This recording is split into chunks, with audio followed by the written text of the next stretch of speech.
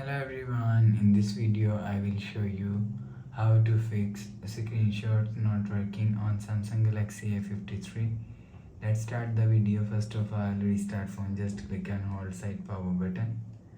Click on this restart icon. Again tap on this restart icon. You will see phone is restart.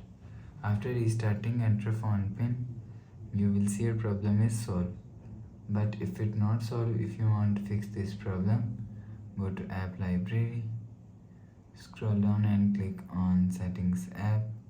Now in setting, scroll down and click on software update.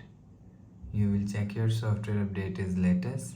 If it not latest, update your software latest.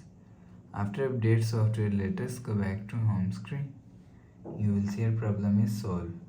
But if it doesn't fix this problem, so go to app library, click on settings app. Now in setting, scroll down and click on advanced features.